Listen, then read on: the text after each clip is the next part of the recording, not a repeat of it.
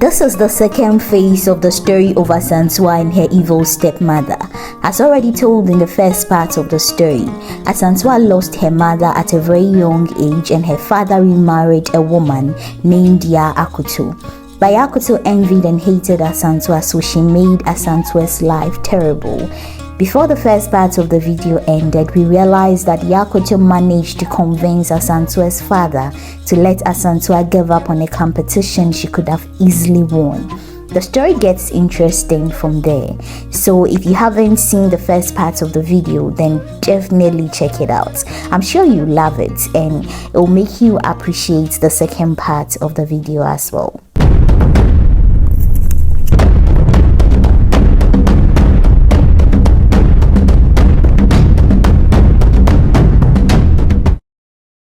The day of the competition finally arrived, but the judges decided to spice things up a little.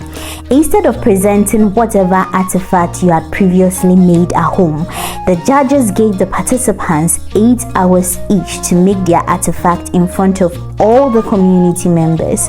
It became a live performance, not just a mere presentation. Acey's heart jumped from her chest, for the basket she was presenting was not made by her, but by her stepsister Asantewaa, and she knew there was no way she could weave a basket in front of all these people, so she feigned illness and collapsed.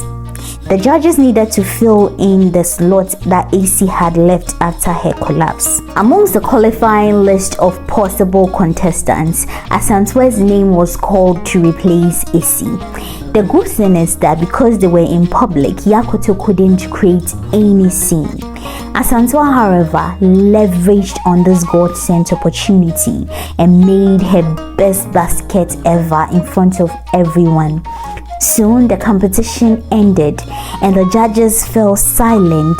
They were extremely amazed when they saw the final presentation of Asantewaa, and with so much zeal, joy and appreciation, they declared Asantewaa the winner. A golden crown was placed upon her head, as well as gifts of gold and other items from their king.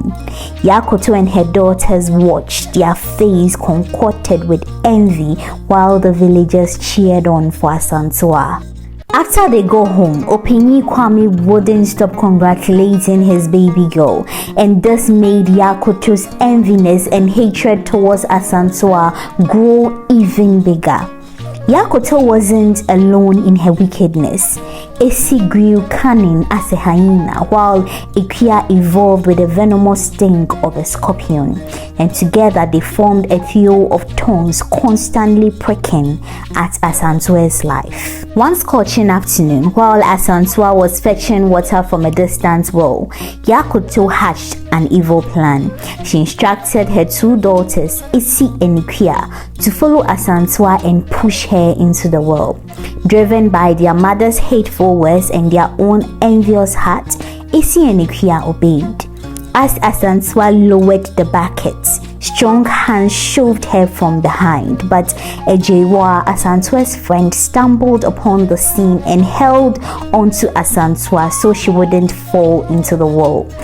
Oh, how Ejewa dealt with those 2 sisters. They exchanged insults and nearly fought, but Asantewaa prevented that from happening. Ejewa's heart was heavy with concern, so she rushed to Asantewa's father and told him of all the inhumane treatment Asantewaa was enduring under her stepmother. Openyi Kwame went back home and confronted Yaa Akoto about the supposed happenings in his house.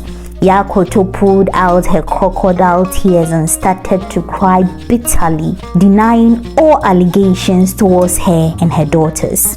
After that event, Yaa Akoto started to poison Openyi Kwame's mind with whispers of Asantewa's laziness and disobedience. Acey and Ikea, eager to please their mother and gain the attention of their father, fueled the flames by twisting the truth. The war in the house grew so bad that Yaa Akoto asked Openyi Kwame to choose between her and Asantewaa. Openyi Kwame was conflicted by this whole saga. He begged Yaa Akoto to sort things out with Asantewaa, but she wouldn't listen to a word. So this brings me to this question. If you were Openyi Kwame, what would you have done? Will you choose your daughter or your wife? I'm curious to know. Please tell the house your decision in the comment section below. Eventually, Yaa Akoto convinced Openyi Kwame to send Asantewaa away to a distant village, claiming that Asantewaa needed discipline. And with a heavy heart, Openyi Kwame bid farewell to Asantewaa.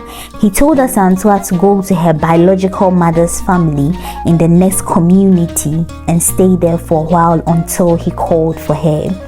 Asantewaa was broken, extremely heartbroken and burned with sorrow, but she left anyway. When she got to her destination, Asantewaa found kindness from her mother's relatives, the townspeople, and even from strangers. Asantewaa's resilience and hard work earned the respect of all the townspeople and even captured the heart of the young king of the community who was in search of a wife. Asantewaa became the king's wife, a queen, and she honed her skills. Her baskets became a major source of trade income for her new community. As a wife and a queen, she supported her husband, the king. Soon news of Asantewaa's talent, wealth, and marriage reached the ears of Openyi Kwame and his family. The truth is that all this while, Asantewaa's departure left a bitter taste in the heart of Openyi Kwame, and he always wondered about her well-being. Yaa Akoto, however, always wished for bad things to happen to Asantewaa. So when she heard about how much Asantewaa's life was flourishing, they continued to fret in their envy. In fact, they even hatched and elaborated schemes to bring down Asantewaa, but their attempts always backfired, ultimately revealing their true nature to Openyi Kwame. Openyi Kwame became so sad about his own naivety and sought forgiveness from Asantewaa. And Asantewaa also offered him a chance to redeem himself. After all, he was her father.